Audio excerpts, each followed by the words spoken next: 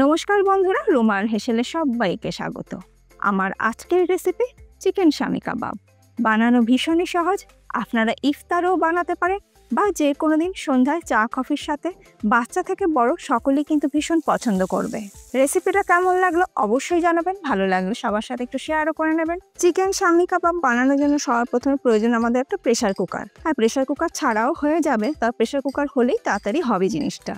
এবার এই প্রেসার কুকারের মধ্যে ঢেলে নিচ্ছি 100 গ্রাম ভিজিয়ে জল ঝরিয়ে নেওয়া ছোলার ডাল।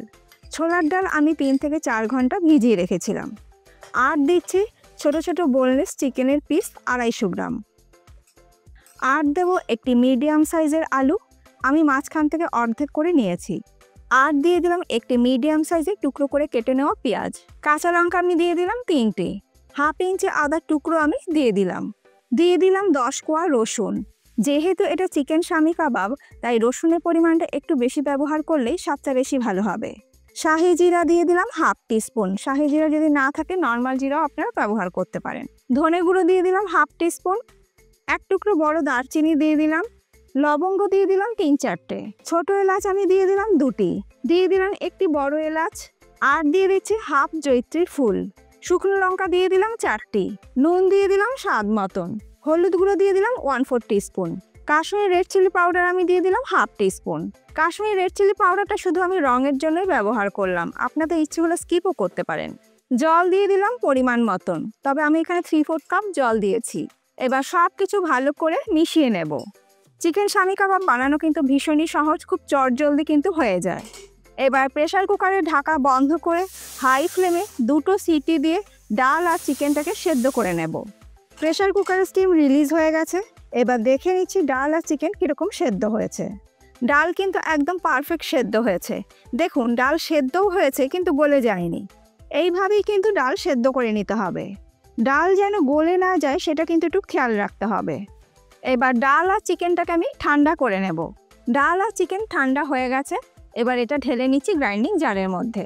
সমস্ত ডাল আর চিকেনটা গ্রাইন্ডিং জারের মধ্যে নিয়ে নেবার পর এবার এগুলোকে আমি বেটে নেব।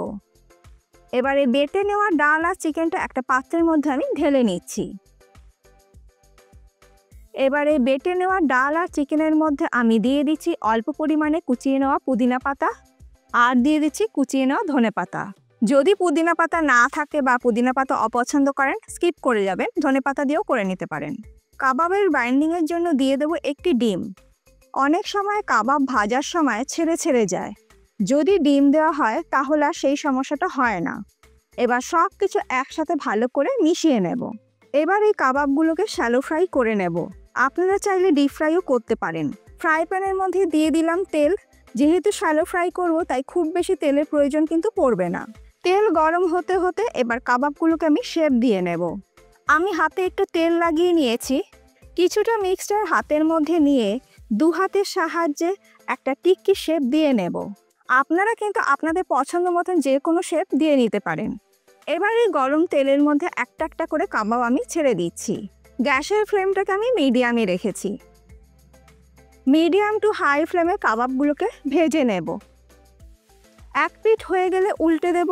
আর এই কাবাবগুলো ভাজতেও বেশি সময় লাগবে না, কারণ অলরেডি সমস্ত জিনিস কুক করাই আছে।